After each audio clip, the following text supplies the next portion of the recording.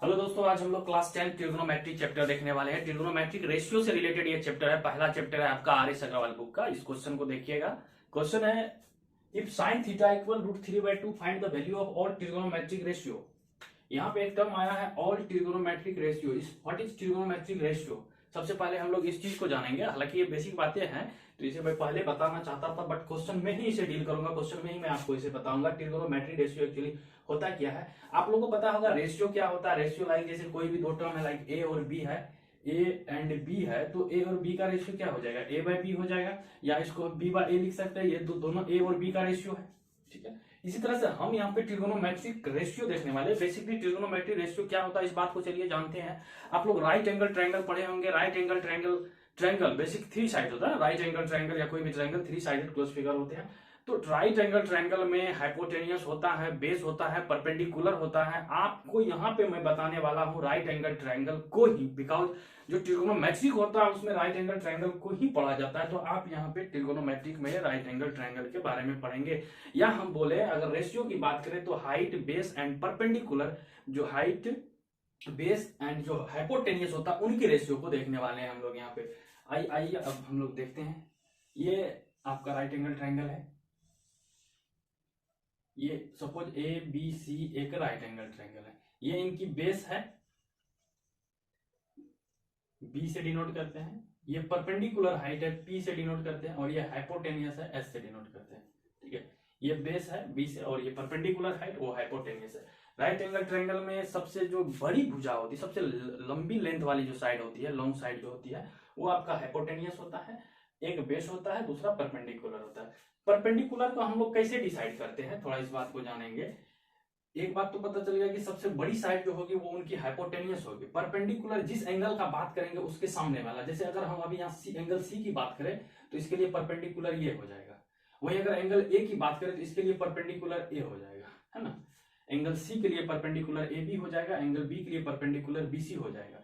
तो angle C के लिए परपेंडिकुलर अगर ए बी है और ये हाइपोटेनियस फिक्स है तो बच गया बेस, बेस यही होगा। जस्ट लाइक एंगल ए के लिए परपेंडिकुलर अगर बीसी है, एंगल ए के लिए परपेंडिकुलर अगर बीसी है और ये हाइपोटेनियस फिक्स है तो बच गया आपका यहाँ पे ए बी बेस हो जाएगा, ठीक है। तो सामने वाला साइड जो होगा, जस्ट सामने से एक एरो निकाल देना है, एक तीर चला देना है, जहां पे जो सामने वाली साइड होगा उस एंगल के लिए परपेंडिकुलर वही होता है राइट एंगल ट्रायंगल। क्लियर है? ये चीज आप लोग का क्लियर हो गया। हाइपोटेनियस होगा, बेस होगा और परपेंडिकुलर होगा। सामने वाली हाइट परपेंडिकुलर होता है। सबसे लंबी साइड जो होती है वो बेस होती है उनकी, और जो सबसे लंबी साइड जो होती है, सॉरी, वो हाइपोटेनियस होती है। और जो है ना परपेंडिकुलर हाइपोटेनियस के बाद जो बच जाएगा वो बेस होगा। यहाँ पे ट्रिगोनोमेट्रिक रेशियो का बात किया गया है। ट्रिगोनोमेट्रिक रेशियो बेसिकली हम जो यहाँ पे बात करेंगे वो होगा आपका पी बी और एच का रेशियो, है ना। पी बी और एच का रेशियो, आप इसको किस किस रेशियो में लिख सकते हैं थोड़ा सा देख लीजिए। एक आप लिख सकते हैं पी बाय एच, एक लिख सकते हैं बी बाय एच, और एक लिख सकते हैं आप पी बाय बी। ये थ्री रेशियो। या फिर आप इसी को रिवर्स कर सकते हैं, फ्लिप कर सकते हैं, इसी को फ्लिप कर सकते हैं, एच बाय पी कर सकते हैं, है ना। एच बाय बी कर सकते हैं, या इसको आप बी बाय पी कर सकते हैं। इतना ही रेशियो पॉसिबल है। This is the trigonometric ratio. लेकिन इस रेशियो का एक नेम दे दिया गया है, एक टर्म से इसे डिनोट कर दिया गया। जैसे जिस एंगल के लिए हम पी और एच का रेशियो का बात करेंगे वो उस एंगल के रिगार्डिंग वहां का साइन का थीटा के इक्वल हो जाएगा, ठीक है। साइन का थीटा के इक्वल हो जाएगा, ठीक है। और ये जो है बी बाय एच का रेशियो ये कॉस थीटा के इक्वल होता है। मतलब सपोज दैट अगर इस एंगल की बात करें, अगर ये एंगल थीटा है तो इसके लिए पी बाय बी या पी बाय एच या p by h, p by b या बी बाय एच का रेशियो को जो डिफाइन किया गया वो इस तरह से किया गया कि अगर पी बाय एच है, अगर पी बाय एच है तो इस थीटा का साइन का वैल्यू होगा, अगर बी बाय एच है तो इस थीटा का कॉस का वैल्यू होगा, और पी बाय अगर बी है तो इसके लिए ये टेन का वैल्यू होगा, मतलब टेन थीटा हो जाएगा, ठीक है। अब इसी तरह से इसको हम लोग रिवर्स कर दिए हैं, है ना। इसी तरह से इसको हम लोग रिवर्स कर दिए हैं, तो साइन का रिवर्स है, कॉस का रिवर्स है, टेन का रिवर्स है ना। टेन का रिवर्स सबसे पहले हम लोग यहाँ पर अगर लिखे तो इसको कॉट बोला गया है, ठीक है। और कॉस का लिखे तो इसको सेक बोला है, सेक थीटा हो जाएगा। ये सेक थीटा के इक्वल होता है वहां पे, है ना। और साइन का रिवर्स जो होता है आपका, साइन का रिवर्स, यहाँ पे साइन आपका पी भी एच है तो यहाँ एच बाई पी हो जाएगा, ये एक तरह से उसका रिवर्स है, ठीक है। साइन का रिवर्स कोसेक होता है, कोसेक, ठीक है, साइन का रिवर्स कोसेक होता है, ये इसका कोसेक का वैल्यू हो जाएगा। क्लियर?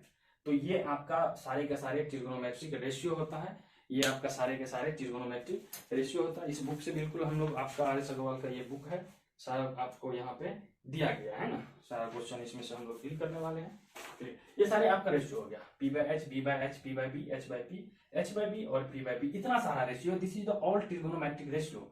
अब इस क्वेश्चन को हम लोग सॉल्व करेंगे। ट्रिग्नोमेट्रिक रेशियो समझ में आ गया, ये सारे जो 6 रेशियो है टोटल ट्रिग्नोमेट्रिक्स उनकी साइड। अब इस क्वेश्चन को हम लोग सॉल्व करने वाले हैं। अब इस क्वेश्चन में कहीं कुछ नहीं है, सपोज दैट इसका हम एक राइट एंगल ट्रायंगल बना लेते हैं। यहाँ पे देखिए क्वेश्चन के लिए ये एक राइट एंगल ट्रायंगल आपका ए बी सी है ना, इस एंगल को थीटा ले लेते हैं और आपको साइन थीटा का वैल्यू दिया हुआ है यहाँ पे इस ट्रायंगल के लिए, है ना। इस ट्रायंगल के लिए साइन थीटा जो क्वेश्चन दिया हुआ है उसको देख रहे हैं, इसका √3/2 दिया हुआ है। क्लियर है? साइन थीटा, और हम लोग जानते हैं साइन थीटा इक्वल क्या होता है, P by H. P by H होता है तो इसको √3/2 लिख सकते हैं। आप देखेंगे यहाँ से पी इक्वल आपका √3 आता है और एच इक्वल आपका 2 आता है।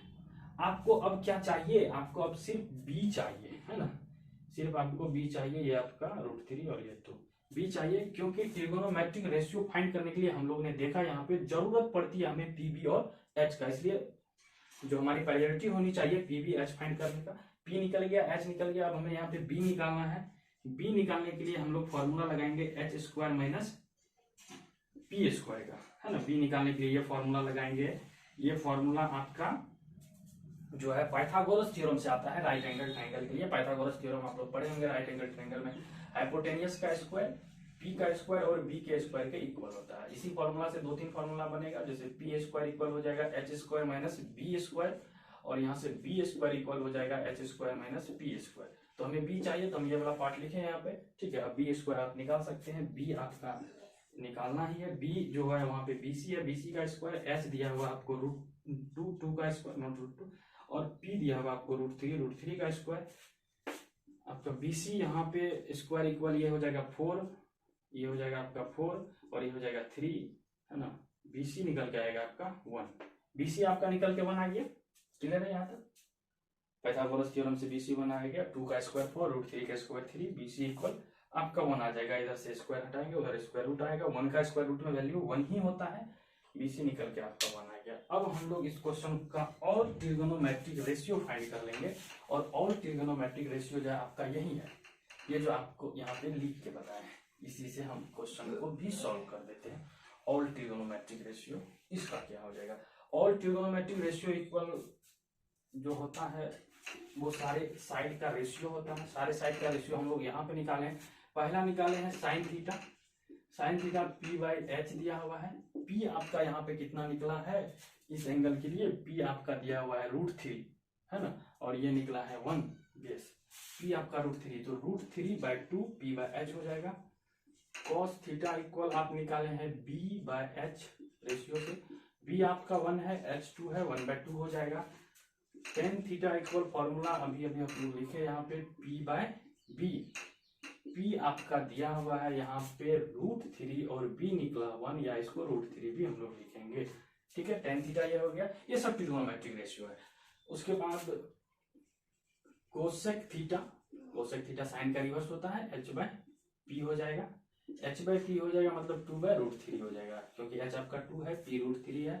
इस तरह से सेक थीटा, सेक थीटा आपका कोस का रिवर्स होता है, मतलब h/b हो जाएगा, है ना, h/b हो जाएगा। h आपका 2 दिया हुआ और b 1 है, तो इसको हम लोग 2 लिखेंगे डायरेक्ट, है ना।